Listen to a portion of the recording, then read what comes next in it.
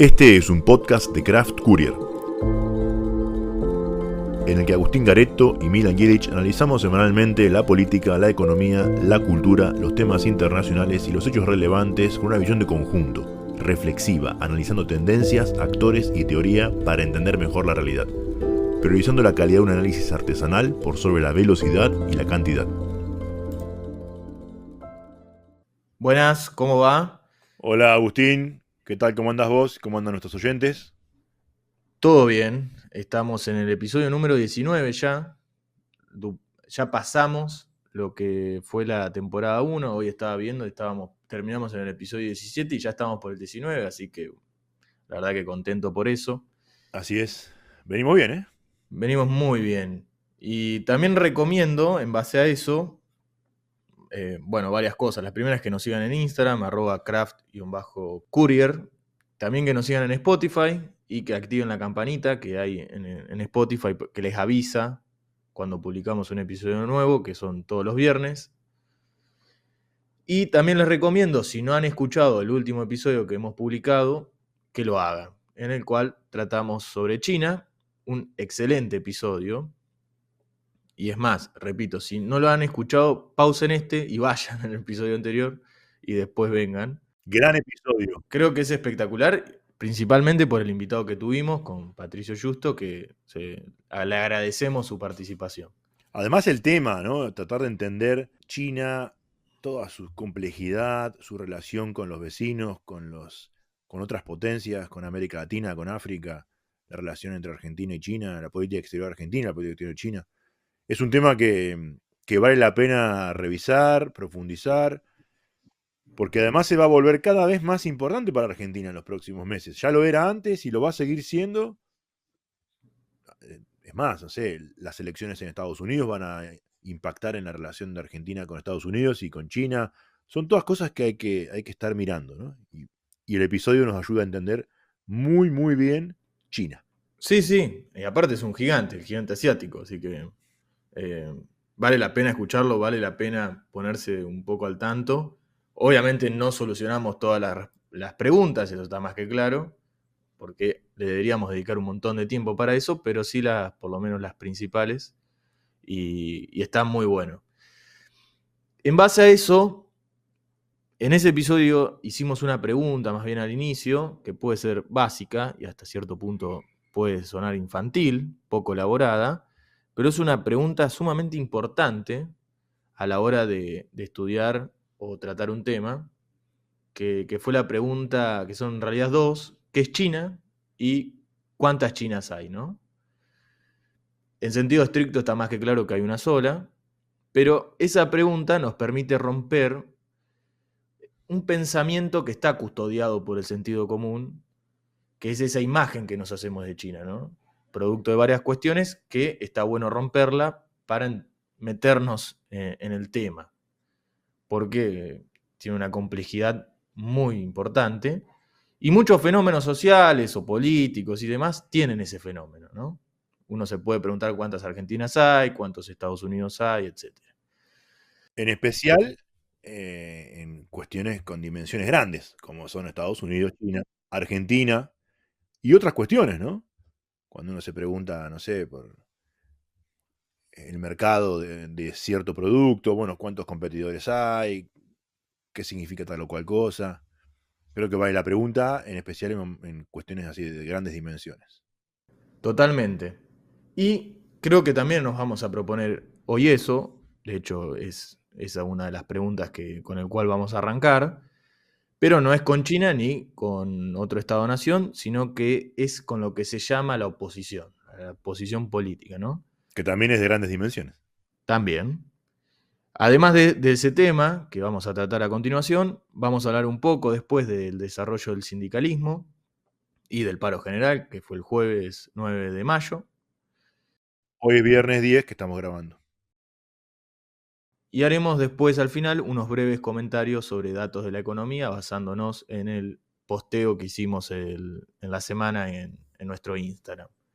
Bueno, arranquemos con este tema que es el principal del episodio del día de hoy, que es la oposición, ¿no? Y la pregunta inicial: ¿qué es la oposición. O sea, ¿oposición a qué? Y acá creo que hay que hacer varias aclaraciones. Por ejemplo, claramente a lo que vamos a tratar hoy es la oposición al proyecto político del gobierno actual, no tanto en la figura de Milei como tal, porque algunos pueden ser opositores a la persona o al personaje y no tanto al proyecto y de los resultados que hasta ahora tiene este proyecto, ¿no? Entonces, bueno, nos vamos a centrar en eso, en la oposición al proyecto. Voy a hacer otra aclaración, que es esto de que se instaló en el pensamiento político a la hora de analizar política en Argentina, que podemos decir que de los últimos años del gobierno de Alfonsín a la fecha, está esta idea de que la política es como una puja entre dos paquetes, partidos, coaliciones, etc. Esto no fue nuevo en su momento, sucedió en otros momentos de la historia argentina, pero el efecto más importante que generó en el sentido común argentino, que gran parte analice, subrayo, analice la política de esta manera.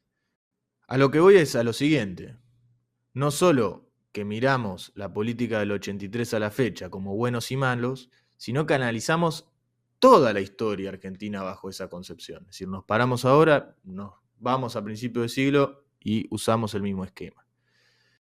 Te agrego un elemento, no es solo buenos y malos, también es ellos y nosotros. Claro, es justamente una idea de que mama de una teoría política de Carl Schmitt y que Laclau después expresó muy bien en La razón populista. Tardamos algún tiempo en entender que esta esquematización quedó vetusta y que no explica en general los fenómenos. Sin embargo, hoy continúa siendo lo predominante, ¿no? Y para colmo, quienes conforman los cuadros políticos creen que así es la política y se posicionan en esa línea de ellos o nosotros o buenos y malos. Como dije, esquematizar no es nada bueno, entonces no vamos a hablar de oposición porque creemos que es más adecuado hablar de oposiciones en plural. Correcto. Que en algún caso, por el diseño del sistema argentino, pueden llegar a unirse y conformar una coalición. La última que hemos visto fue la de Cambiemos, por ejemplo. Y acá podemos hacer un paréntesis, porque también Unión por la Patria es una coalición, o el Frente de Todos, también son coaliciones. Incluso el Frente para la Victoria también era una El coalición. Frente para la Victoria, tal cual. Y quizás estaría buenísimo en algún momento hacer justamente un episodio sobre esto, sobre cómo funcionan las coaliciones en la Argentina. A mí, por ejemplo, me llevó a pensar, ¿no?, la Unión Democrática de fines del siglo 30, principios del 40. Pero hoy vamos a hablar de las oposiciones actuales. Y antes de hacer el punteo, quiero dejar más bien esta hipótesis, ¿no? Que al día de hoy las oposiciones en el plano nacional están en un proceso de ordenamiento, de reorganización, que queda todo medio en la penumbra, es decir, hay mucha neblina en el medio, mientras que algunas oposiciones que están en ese fenómeno a nivel nacional, en ámbitos provinciales están unidos y compactos. Creo que el caso ideal o el tipo ideal que podemos poner en esta hipótesis es el Frente de Frentes en el caso de Santa Fe, que gobierna Puyaro, Maximiliano Puyaro, que es de UCR radical, pero que bueno, tenés socialistas, tenés radicales de todo tipo, vamos a hablar después de qué es ser radical hoy, y también tenés gente del PRO, hay de todo. Incluso el mismo Puyaro es radical, pero de la línea de evolución radical que lidera Lustó, lo hemos comentado muchas veces en episodios de la temporada anterior, si no me falla la memoria. Sí, sí, por eso radicales de todo tipo, de todo tinte. Empecemos con Unión por la Patria, y lo llamo así porque justamente, como dijimos, el Frente para la Victoria, el Frente de Todos. Frente de Todos, es una coalición, ¿no? Y esta Unión por la Patria se atribuye como mínimo denominador común ser peronistas progresistas. Pero dentro de ella hay de todo, hasta peronistas pseudo progresistas o de dudoso progresismo.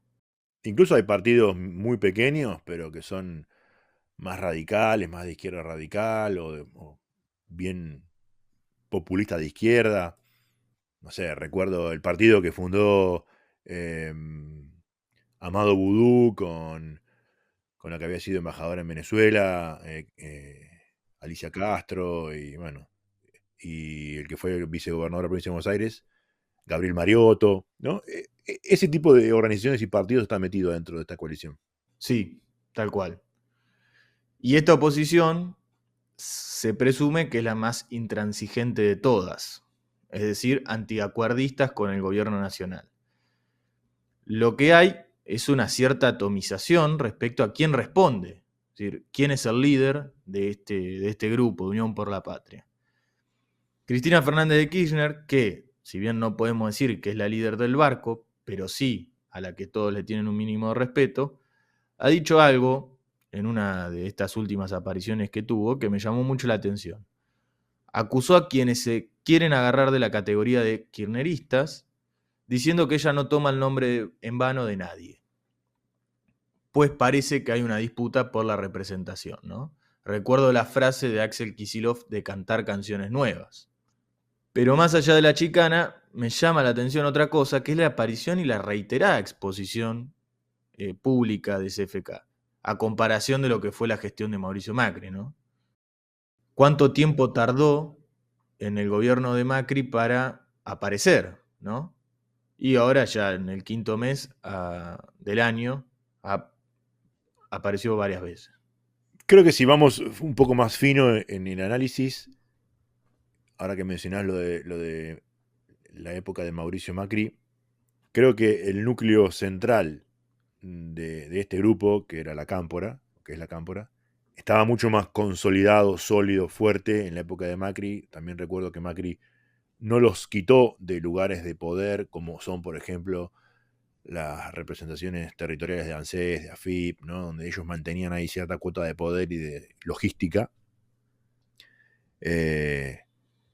Hoy se les licuó mucho todo ese aparato que tenían, con lo cual, y también se desprestigiaron porque tuvieron una muy mala gestión en los organismos que ellos gobernaban en el gobierno anterior de Alberto Fernández, y creo que han perdido un poco la centralidad dentro de este peronismo progresista, ¿no? Entonces, claro, ella ve que le disputan a sus hijos políticos el espacio, otros, ¿quiénes? Por ejemplo, Kicillof, que nunca fue de la Cámpora, y otros que también andan ahí, Grabois, ¿no?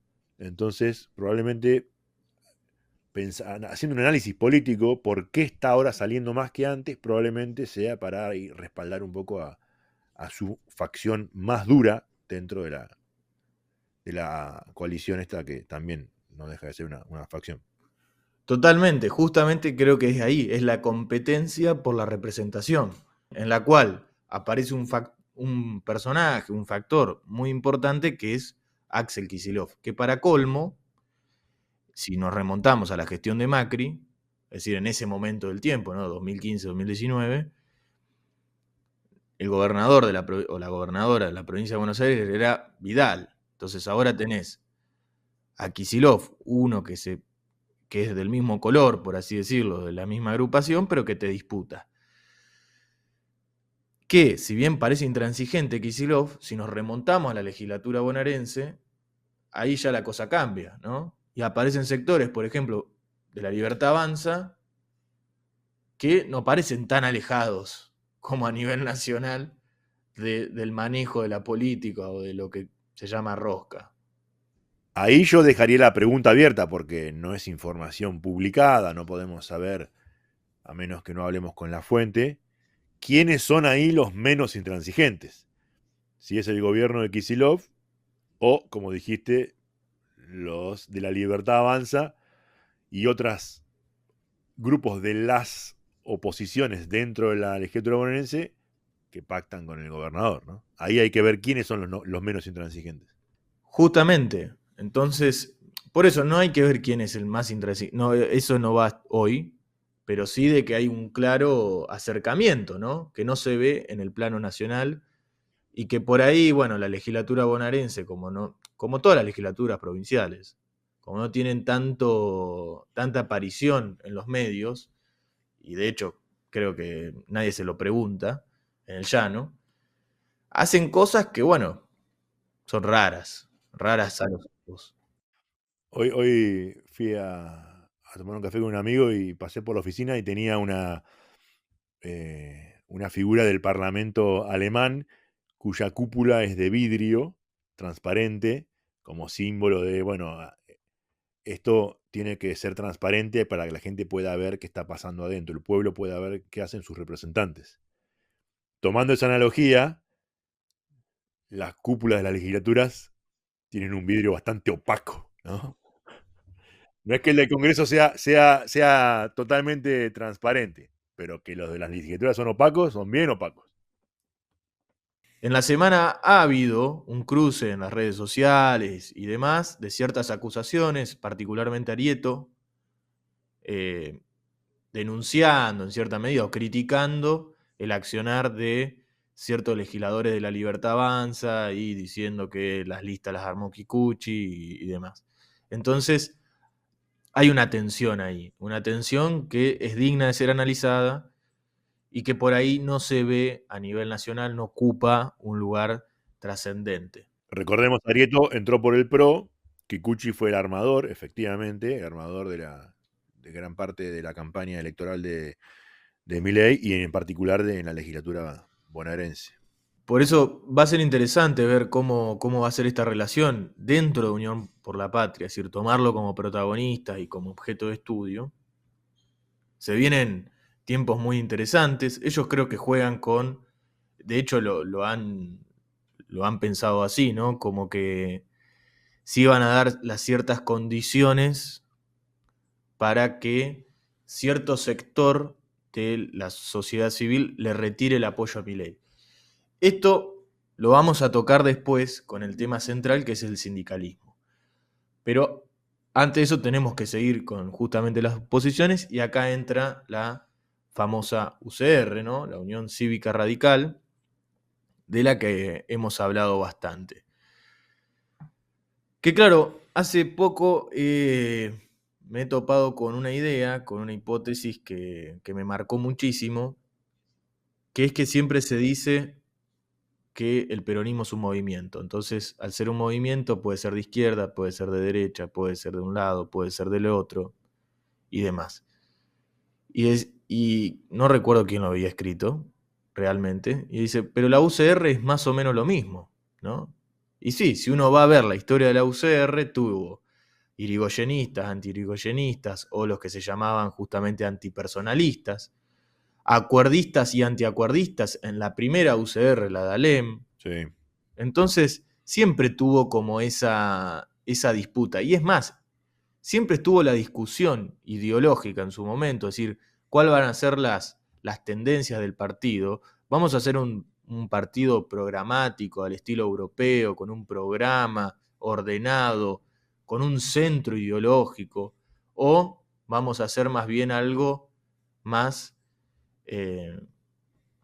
iba a decir movimiento, pero suena muy redundante, ¿sí? En el sentido de vemos cómo son los vientos. Catch all party en la teoría política, el partido que agarra todo. Claro, el atrapa todo, justamente. Atrapa todo. Indudablemente, en ciertos momentos ha ganado esa filosofía, digamos, ese pensamiento dentro de la UCR. Y hoy sucede.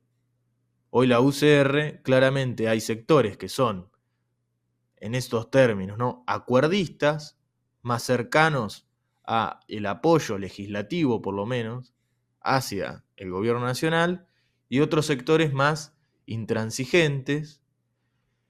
Y acá, para entender esto, lo primero que hay que entender es cuál es la posición de la UCR hoy, ¿no?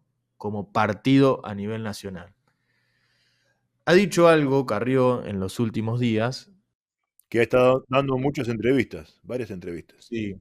Así como podemos decir que ha tenido muchas apariciones públicas CFK, también ha tenido muchas apariciones Elisa Carrió, y ha dicho algo que nos pareció muy interesante a ambos, que es ¿Qué es la UCR? Como definición, una especie de coalición de partidos provinciales. Yo diría, para ponerlo más estricto, una coalición de élites provinciales, ¿no? De ciertos dirigentes que tienen una cuota de poder muy interesante y que se juntan a la hora de administrarlo. A mí me gusta eso, esa definición de la UCR como una alianza de partidos provinciales, que si a eso le sumás los intendentes radicales de la provincia de Buenos Aires, se le adosa a esa alianza una alianza de vecinalismos, básicamente. Sí, y que tienen muchas diferencias, ¿no? Podemos hablar. Por poner ejemplos, ¿no? Valdés Corrientes.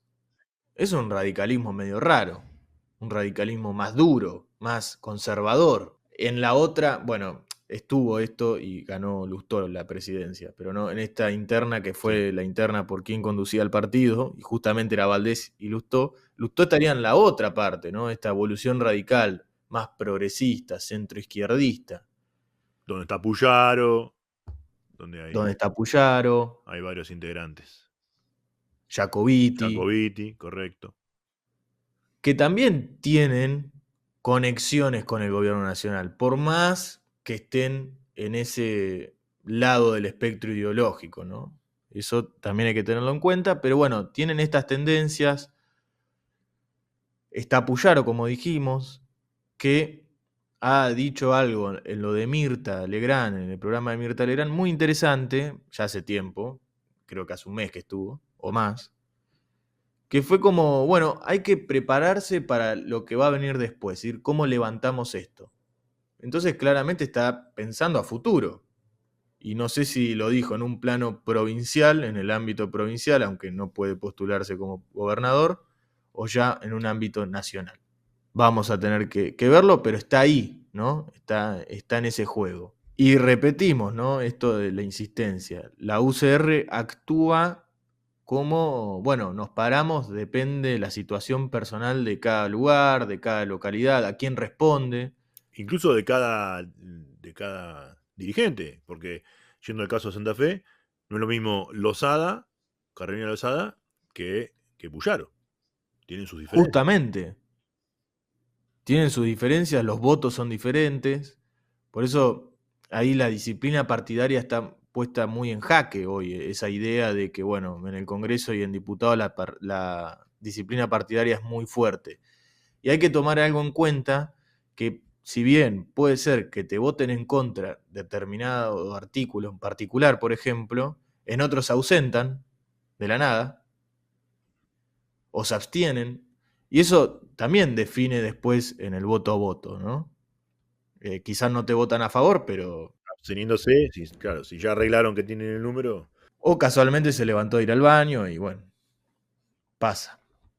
Pero esta UCR que no sé si va a lograr en algún momento tener una postura muy clara a nivel nacional, como si, por ejemplo, lo ha tenido en su momento en la época del kirchnerismo y que lo llevó a formar Cambiemos, ¿no?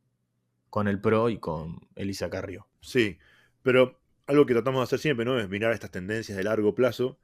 Creo que va a ser muy interesante lo que se vea el año que viene en las elecciones de medio término a nivel local, con los candidatos que vaya a presentar en las provincias en donde es más fuerte, Jujuy, eh, Chaco, Corrientes, Santa Fe, Mendoza, interior de la provincia de Buenos Aires, Ciudad de Buenos Aires, eh, a ver qué listas arma, en dónde se ubica, qué tipo de alianza arma, y no solo nacional, sino también, pensemos que por más que la elección vaya a ser nacional, de diputados nacionales, realmente en estas provincias el factor provincial tiene un peso muy grande, incluso a la hora de votar candidatos nacionales. A veces también se usa como, bueno, ¿qué apoyo le das al gobierno provincial, a la gestión provincial? Claro, también. Una especie de plebiscito. Por eso va a ser muy interesante ver qué pasa el año que viene con esos alineamientos. Y en esa línea, ¿no? Creo que también están lo que llamo el peronismo acuerdista. Por ejemplo, creo que hay dos casos emblemáticos ahí. Uno que no es tan llamativo, que es el de Córdoba, con Yarlora. Ujú. Un Yarlora que está haciendo todo lo contrario a lo que hizo su antecesor, que es no hacer campaña. Bueno, Yarlora desde el día 1 hace campaña, o por lo menos tiene una aparición que Schiaretti no. Sí. Y es muy interesante ahí, ¿no? Porque a veces el gobierno nacional apunta ahí la negociación a la hora de tratamientos legislativos. Y en eso hay otro personaje que es el de Tucumán, que es Jaldo, que viene de ser uno de la línea de Mansur. Peronista, recontra kirchnerista. O sea, es raro lo de Tucumán. Es rarísimo, ¿no? Y hoy Jaldo es el más acordista de todos. O sea, está nada de ponerse una camiseta con la foto de Elon Musk y Milei. Es increíble. ¿Vos decís que la vio? Y para sostenerse en el poder, creo que sí, que la vio. Porque hay otra cosa. Después esto habría que buscarlo más fino, ¿no? Puede ser una tarea que nos pongamos para un próximo episodio, el tema de los aportes del Tesoro Nacional, que son discrecionales, a ver hasta qué punto van a Tucumán, ¿no? Entonces, hay ahí como algo muy interesante para ver. Pero bueno, Jaldo está ahí, ¿no? Y vamos a ver cómo va a actuar. Y lo mencionamos porque es fundamental el accionar de los legisladores tucumanos a nivel nacional. Bueno, Córdoba y Tucumán suman bastantes legisladores. Esa también es la clave. Y después hay otros partidos, como por ejemplo esto que era Hacemos Coalición Federal, que la preside a la coalición Miguel Ángel Piqueto, y que la coalición cívica, que también conformaba parte de la coalición, se separó. Era una coalición legislativa, ¿no? Sí, sí, eso, y ellos mismos lo saben así, digamos, ¿no? Más que nada para el tema de las comisiones. Y justamente en una de estas entrevistas, Elisa Carrió comenta esta cuestión de por qué se habían separado y dice que, bueno, en un comienzo estaban juntos porque era una estrategia justamente para sumar un número y tener una cierta representación en las comisiones y demás, pero que, bueno, ya no veían necesario tener una voz común y tenían muchas cuestiones que plantear como partido, ¿no? Y bloque, la coalición cívica, y decidieron ahora ir por su parte. Que está bien, son bloques que se arman justamente legislativos, ¿no? Sí, sí, y que, bueno, tienen ideas muy diferentes. Uno ya cuando veía quiénes las conformaban, iba a caer de Maduro, que en algún momento se iban a retirar, porque tenés sectores que no coinciden con el proyecto Sí. político de Milei, como en el caso de la coalición cívica. Y después sectores como Piqueto, que es un hombre de Estado, por así decirlo, ¿no? Él es oficialista desde el momento uno. Sí. Y que ni siquiera es para criticarlo, ¿no? Son estos personajes que hay en la política y que existen en todo el globo, que están y sirven. Y hacen su tarea, sin duda. Y bueno, y en esta cuestión de partidos también está el socialismo, que bueno, tiene pocas bancas. Y también está la izquierda, que tiene sus bancas y que obviamente tiene una postura totalmente intransigente, y está más que claro que así sea. Raro sería que acuerden algo. Pero ellos son intransigentes, o sea, son como Piqueto, ¿no? Pero al revés, o sea, Piqueto está siempre con el oficialismo, ellos están siempre en contra. Punto. Y entre ellos también están en Y contra. también entre ellos, sí, sí, sí. Se juntan para las elecciones, pero después se separan todos y no para todas las elecciones se juntan.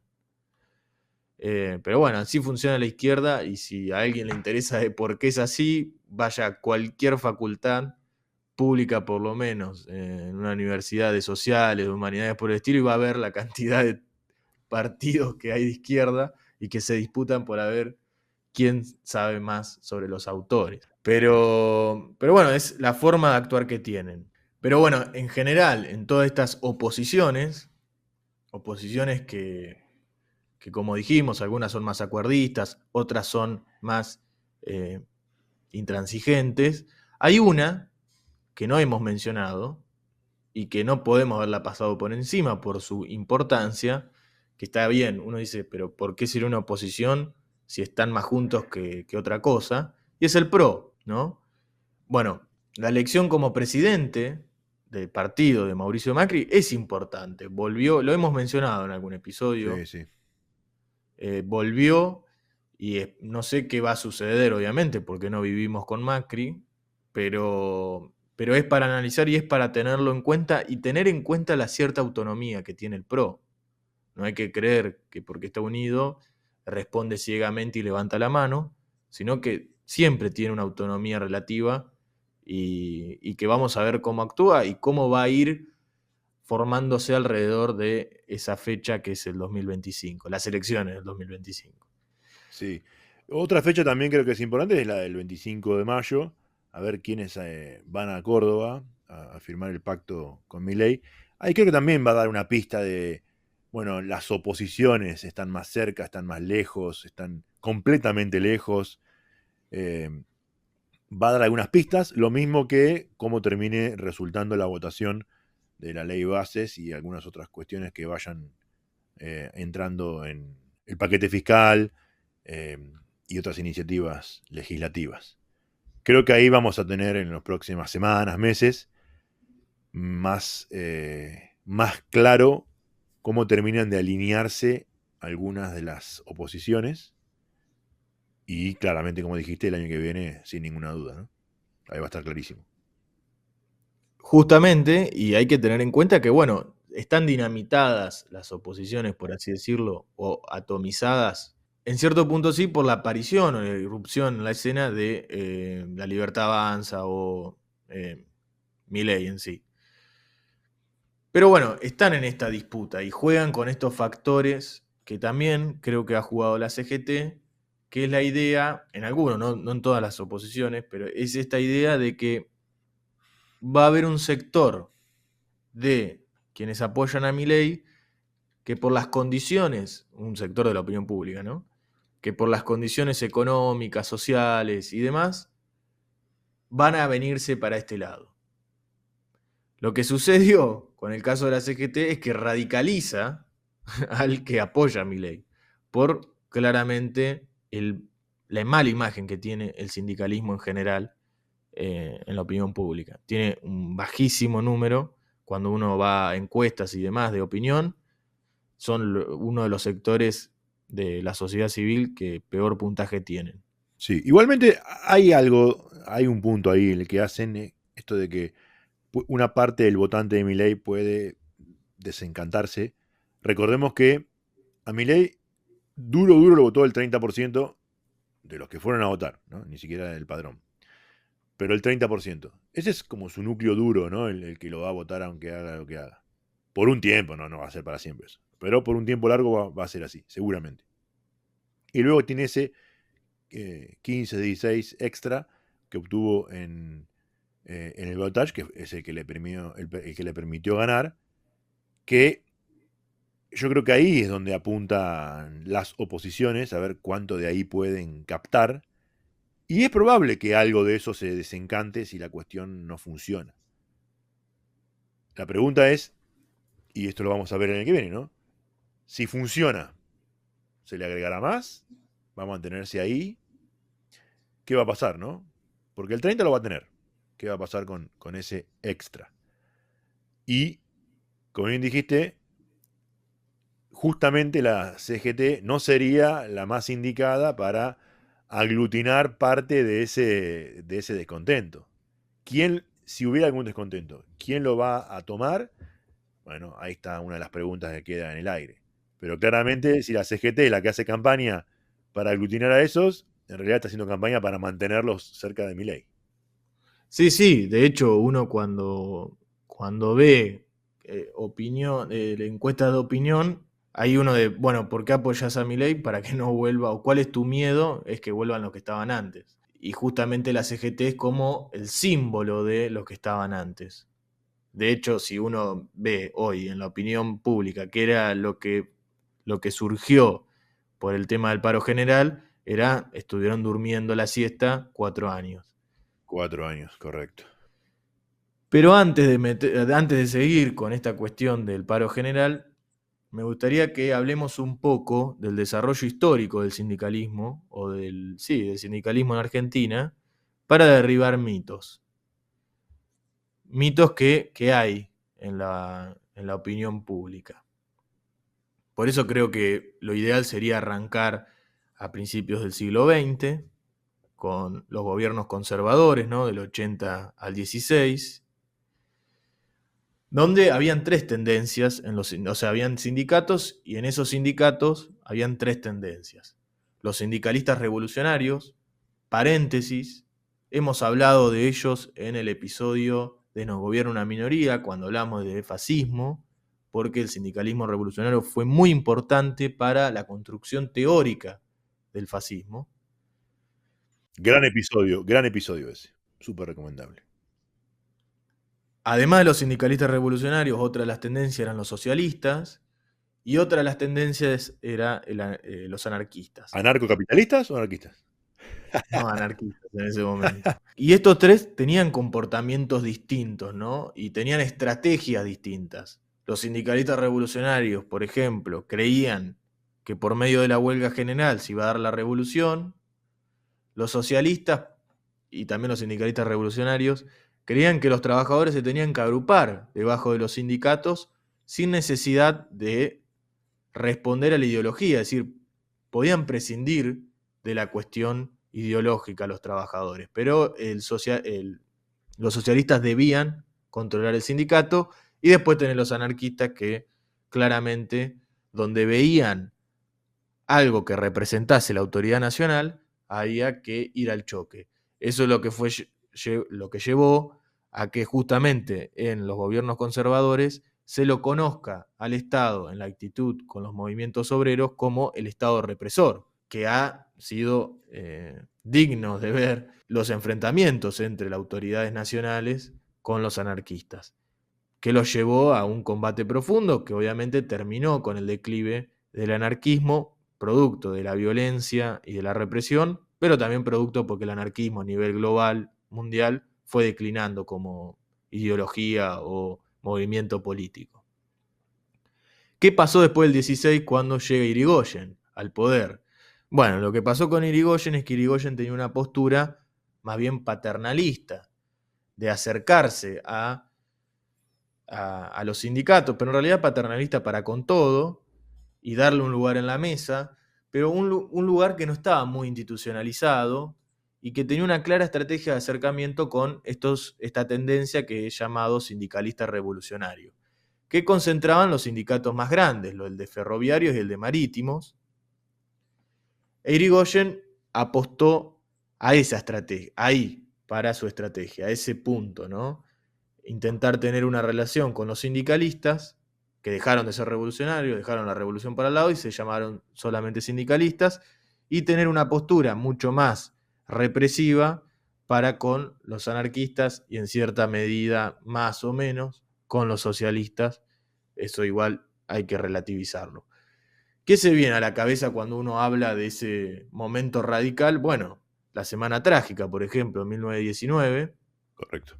Y ahí lo llamativo fue que los mismos, esta tendencia sindicalista revolucionarios, lo apoyaron a Irigoyen e intentaban desactivar las movilizaciones. Que uno diría, ¿por qué la CGT se cayó durante los 4 años, por ejemplo, de Alberto Fernández? Bueno, miremos también en Irigoyen cómo los mismos sindicalistas apoyaban al gobierno en lo que fue la represión. Esto se ve también en toda la tendencia entre el acercamiento de esta corriente de sindicalistas con los gobiernos radicales hasta la llegada de Uriburu al poder en el 30, con el golpe, y que después derivó en las elecciones donde ganó Justo en el 32. ¿Qué es lo que hace Justo? Bueno, Justo cambia un poco la relación con los sindicalistas, con esta corriente de sindicalistas, y empieza a institucionalizarlos, le empieza a dar lugar, crea lo que se conoció como Departamento Nacional del Trabajo, al principio para que indique de forma, o sea, para que informe al Estado Nacional sobre la situación en la cuestión laboral, pero después también fue quien organizó los convenios colectivos y demás. Entonces tuvo una parte, se institucionalizó en cierta medida la relación entre los sindicalistas y el gobierno nacional. No así con los socialistas, que obviamente fueron siempre medio como dejados de lado, y con la otra corriente que apareció en la década del 30, en el 20 y en el 30, principalmente en el 20, que fueron los comunistas.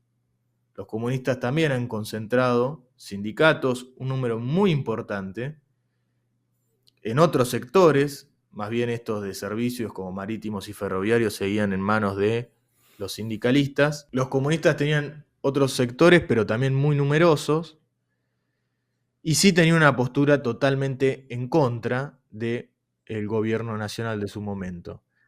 Y ahí empiezan las reuniones con los socialistas, más que nada por esta idea de que Justo representaba, o más que nada la concordancia en su momento, representaba estas tendencias corporativistas y veía con buenos ojos, no Justo en específico, pero sí los que tenía al lado, los regímenes totalitarios europeos.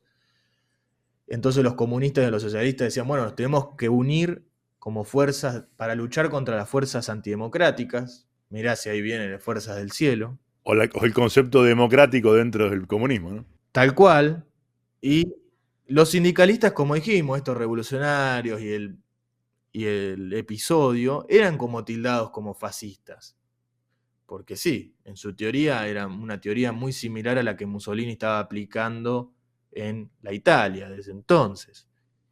Ahí hay que hacer un breve paréntesis por ahí, pero bueno, el corporativismo italiano muy apoyado en los sindicatos, por eso los sindicalistas veían con buenos ojos, y el corporativismo pensado desde las derechas argentinas de ese entonces, más apuntando al ejército. Entonces eso cambia un poco la cuestión, pero los sindicalistas siempre tuvieron un apoyo férreo a esta especie de gobiernos restauradores, conservadores, que quedaron medios ahí en representar a los conservadores. Ahí en todo quedaron, pero bueno, es un tema para otro podcast. Y ahí aparece en el 43, con el golpe del GO, el coronel Juan Domingo Perón, que en el sentido común argentino se cree que Perón es el que inventa el sindicato. Y hay personas, historiadores mejor dicho, muy interesantes que ponen otra hipótesis, si los sindicalistas no inventaron a Perón. No en el sentido de inventarlo tal cual, porque Perón ha tenido un proyecto político, que bueno, podemos hablar en otro momento, pero sí de condicionarlo en cierta medida. Cuando Perón llega en el 43, llega con una clara intención de cada vez tomar más poder y de correr a los comunistas del medio, de ese famoso discurso que dio en la Bolsa de Comercio, diciéndole a los sectores más acaudalados, síganme porque voy a ser el que ponga el paredón contra los comunistas, no lo dice en esa palabra, pero más o menos, y en efecto lo logra, porque el comunismo pierde o declina totalmente desde la llegada de Perón. Y se posiciona justamente con estos sindicalistas, esta tendencia que venía de los sindicalistas revolucionarios, que después dejaron de serlo y demás. Con estos sindicalistas ha tenido una relación muy profunda, y en cierta medida también, a pesar de que los sindicalistas han ocupado posiciones de poder muy relevantes y que, por ejemplo, Juan Carlos Torre habla de la sobredimensión, un término muy interesante para el entonces, es cierto que el peronismo, o Perón en sí, se ha hecho de banderas del sindicalismo. Por ejemplo, esto del 1 de mayo y demás, que eran símbolos típicos de los sindicatos, el discurso oficial peronista se lo ha adoptado. Pero Perón se fue en el 55, y esto es lo más genial, una de las preguntas que se hace, ¿qué pasó con el sindicalismo? Perón se fue, derrocado. El sindicalismo siguió ocupando su posición natural de sindicato, pero también ocupando como lugar de representación del peronismo que tuvo proscripto. Y fue el que retuvo a esos cuadros peronistas. Pero ha tenido un trabajo muy interesante con Perón desde el exilio, mucha autonomía. De hecho, eso que se habla de Bandor quería hacer un peronismo sin Perón, y uno hoy lo ve, wow, ¿qué se le ocurrió a Bandor? Pero para ese entonces era una hipótesis muy interesante. Después, bueno, Bandor termina siendo asesinado. Porque, claro, consiguieron tantas cosas con Perón en el exilio, que en un momento dijeron, che, creo que nos podemos organizar solos, sin el general. Pero ojo, porque si te remontás a lo que venís diciendo, antes de Perón también habían conseguido muchas cosas, poco a poco. Sí, lo que sí consiguen con la aparición de Perón y de Perón como presidente es la institucionalización. O sea, lograron institucionalizar lo que venían lo que venían ganando en el terreno. Una de las escenas más emblemáticas del accionar del sindicalismo argentino de la segunda mitad del siglo lo trató Camila Perochena en el último programa de Odisea, que lo recomiendo, en el que fue el del lunes 6 de mayo, en el cual habló la relación de Ilia con los sindicatos, los paros generales, cómo le erosionó la legitimidad del sindicalismo argentino a Ilia, que no tenía malos números. Pero bueno, fueron los que lograron erosionar esa legitimidad. ¿Para qué? Para que llegue el golpe de Onganía, que lo más gracioso es que Bandor estaba al lado de Onganía. Es decir, la relación de los sindicalistas con gobiernos no democráticos también fue muy estrecha. ¿Por qué el problema con Ilia? Bueno, el problema con Ilia venía con la intención de Ilia de democratizar los sindicatos, que es esta especie de quitarle el monopolio de la personería jurídica. Esto quiere decir que por una rama, si por sector, pueden existir tantos sindicatos y que el Estado argentino los va a tomar como tal y les va a dar un lugar en la mesa. Eso fue algo que el peronismo se lo dio al sindicalismo, entonces por eso pudieron construir una estructura muy importante por cada sector. Que eso viene de la Carta al Trabajo de Mussolini. Tal cual. Obviamente quedó trunco el proyecto de Ilia porque los sindicatos se le pusieron al pie de guerra. Obvio, era perder la caja, la representación única, el poder y el control total de cada uno de su quintita. Justamente, que es por ejemplo lo que sucede hoy entre UPCN y ATE. Ambos son sindicatos de trabajadores del Estado, pero UPCN tiene la personería jurídica y es con quien el Estado se sienta, por ejemplo, a arreglar la cuestión salarial. Y ATE, si bien creo que puede estar en la mesa, no tiene ni voz ni voto.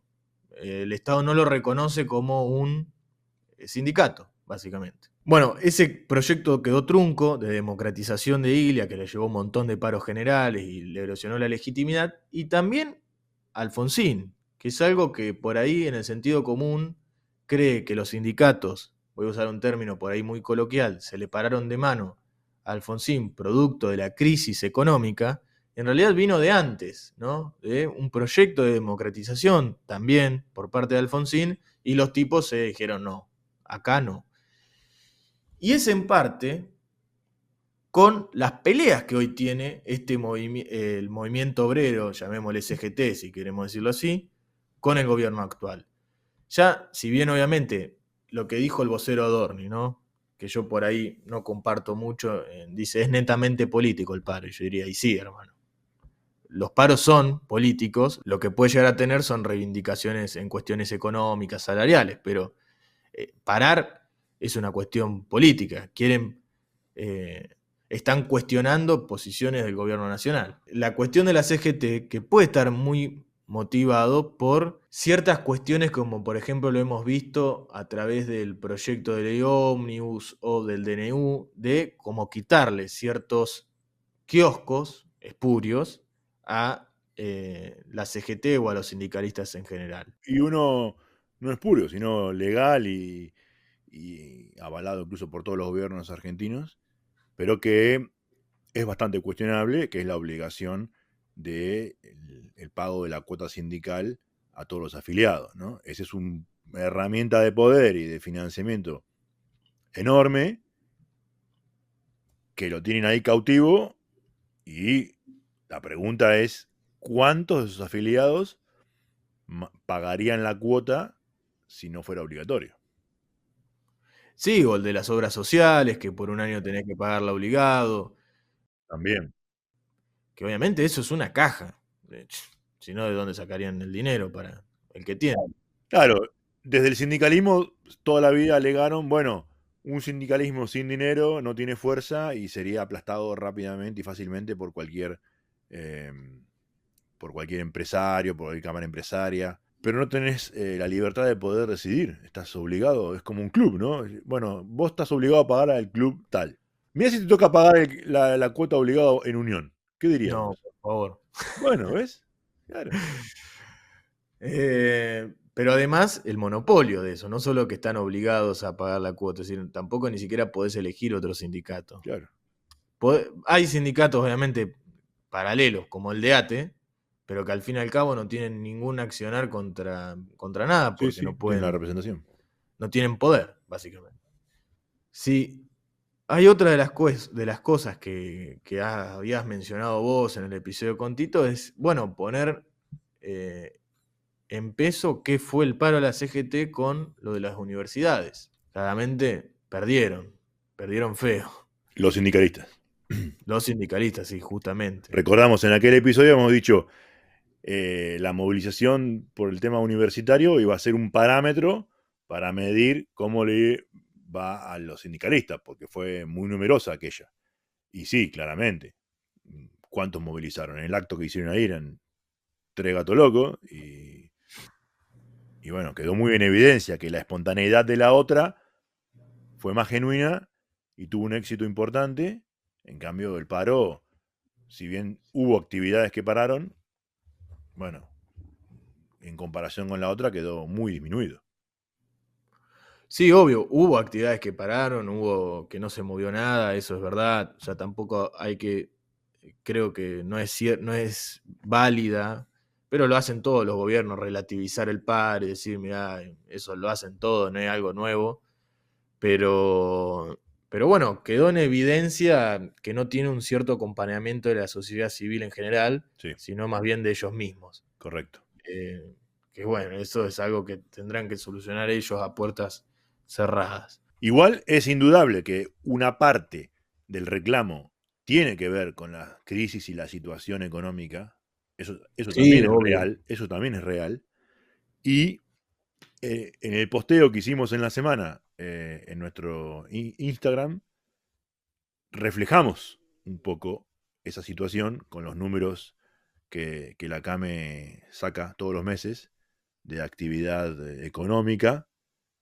Si querés comentar un poco los números y demás y lo analizamos porque eso muestra esa parte del reclamo. Justamente, por ejemplo, en lo que es este informe que hace la CAME, trata sobre las ventas minoristas. Y en el mes de abril tuvieron una caída interanual las ventas minoristas de 7,3%, que no fue tan malo como el mes anterior, que fue de 12,6%. Esto es a comparación siempre del año pasado, o sea, el mes del año pasado, ¿no? Las ventas a comparación de marzo fueron 1,6% arriba, es decir, mejor, pero la variación acumulada en estos 4 meses del año ya es del 18,4% en caída, a comparación de los 4 primeros meses del año pasado. Si nos vamos a cuestiones más puntuales, nosotros habíamos titulado este posteo con ventas minoristas. Se llevó al piso, ¿no? Como en esta especie de la idea que tiene el gobierno nacional de la recuperación en B corta. Hay que hacer una aclaración más allá de... O recuperación. No sé qué letra, pero algún tipo de recuperación. Claro, sí. Ya creo que hay que decir, la B corta no va a pasar, pero no es que no va a pasar porque el gobierno no sabe o... No, es porque en general, esto también lo han dicho un par de economistas en la semana o en las últimas semanas, por lo general las recuperaciones en B corta o las recuperaciones en términos mileístas de pedo de uso se dan cuando hay otras condiciones, como por ejemplo fue la pandemia, ¿no? Que se cerró todo. Y después, bueno, se abrió. Y en eso que se abrió fue un boom. Y literalmente subió como pedo de buzo. Hay una vez corta ahí profunda. Pero no pasa cuando hay recesión o situaciones como la que está viviendo Argentina actualmente. Pero bueno, puede ser que se esté llegando al piso. Por ejemplo, en el caso del sector alimentos y bebidas, tuvo una variación mensual positiva de 2,7, dejó de caer. Ferretería, materiales eléctricos y de la construcción es otro sector. Tuvo también 1.5 en alza, mejoró. Hay sectores que no mejoraron y que siguen cayendo, que es perfumería y farmacia, que ya lo que llevan del año facturaron un 30% menos a comparación del año pasado. O sea, es impresionante. Pero bueno, el sector de alimentos y bebida y de ferretería, materiales eléctricos y la construcción nos dan estos números de que parece que va a dejar de caer. ¿Puede pasar de que caiga en un futuro? Posiblemente, no tenemos la bola de cristal, pero nos está dando como un cierto indicio de que, bueno, hasta acá estos sectores ya caímos, por lo pronto vamos a seguir en una tendencia regular y en algún momento vamos a empezar a subir, ¿no? Sí, incluso la desaceleración de la caída también se ve en estos números, ¿no? La caída Sí, sí, es más lenta ahora. es mucho más lenta.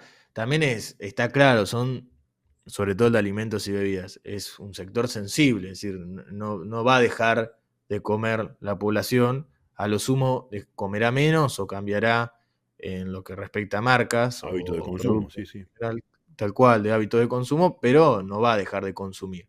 Por ahí hay otros sectores como el de perfumería, que sí, ¿no? Y que por eso está cayendo de una manera catastrófica. Pero bueno, el contexto actual económico es claramente recesivo, eso ya creo que no hace falta discutirlo, y que bueno, esta caída también o esta reactivación en cierta medida del consumo también es producto de una marcada desaceleración de la inflación y en algunos sectores puntuales una deflación.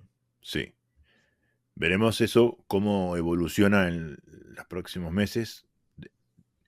Repito algo que dijimos muchas veces, que Tito Nolasco fue uno de los primeros en decírnoslo, ¿no? Junio es el mes clave, bueno, es el mes que viene, a ver qué pasa. Si realmente se mantiene la caída de la inflación y si hay algún tipo de recuperación, si se empiezan a liquidar los granos, si empiezan a venir los dólares. Sí, que está muy parado hoy en números de camiones que ingresan a los puertos, sobre todo esta última semana, primero por los paros generales, Sí, por el paro general, pero si recuerda la audiencia, también hubo paros de aceiteros sí.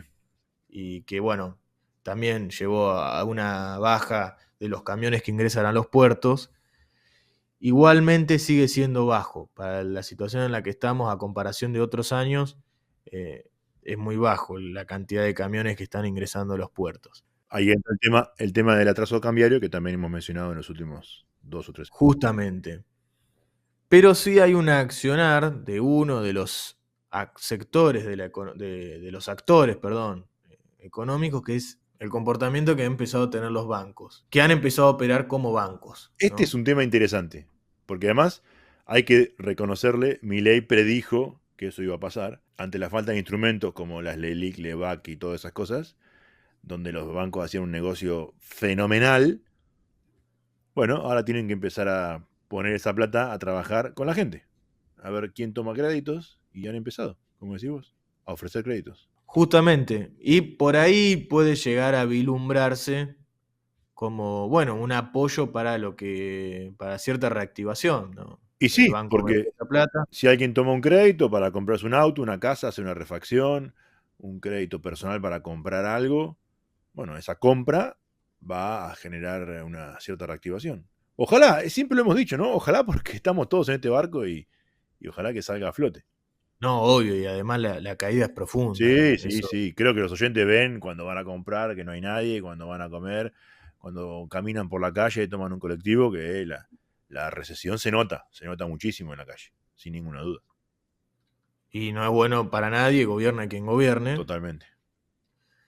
Pero bueno, es interesante esto, ¿no? De cómo empezaron a operar los bancos. También otro tema que, por ahí ya con esto damos fin, es esta cuestión de las inversiones, ¿no? Y esta pregunta que la vamos a empezar a esbozar ahora para tratarla mucho más adelante.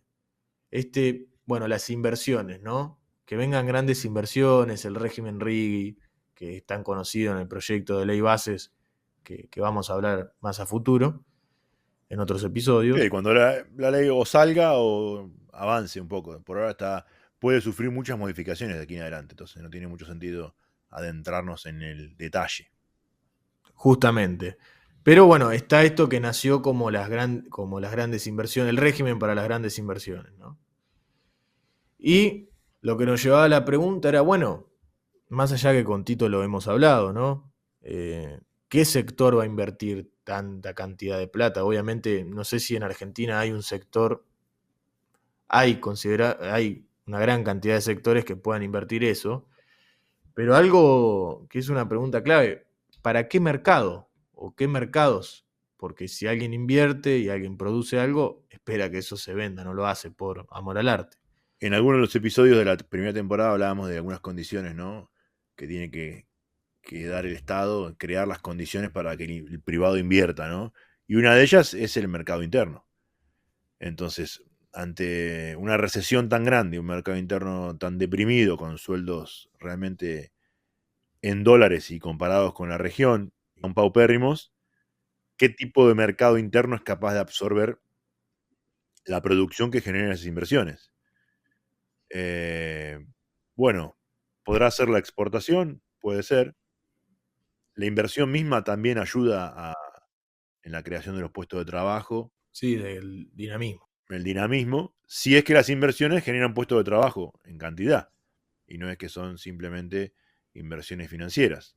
Esperemos que no. O inversiones extractivistas, minerales, etc.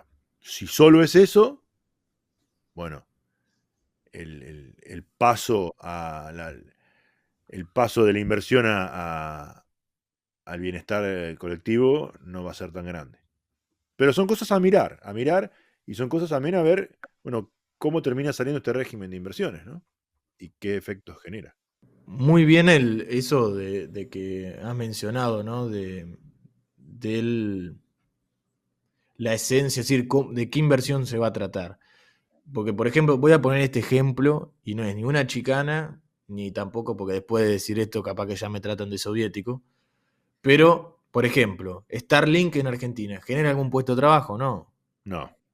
Entonces, ¿qué sirve? Sin lugar a duda, esto ayuda muchísimo a los sectores donde no llega internet, donde hay máquinas que se manejan en cuestiones de los software y demás, y Starlink va a ser de gran ayuda, pero para ponerlo como modelo de inversión y no, es medio raro. Pero va a ser una de las preguntas que vamos a tratar de ir trabajando en los próximos episodios. Así es. Bueno, serán cuestiones de saber. Hemos tratado los temas de la última semana. Creo que el oyente debe haber quedado contento con todos los temas que tratamos y con su profundidad. Les sugerimos que si quieren pueden dejarnos comentarios en el episodio. Preguntas, comentarios. Siempre recibimos con mucho gusto el feedback. Y nos despedimos. Hasta la semana que viene. Así es. Nos vemos el próximo viernes, Milán. Así es. Chau. Los esperamos. Chau.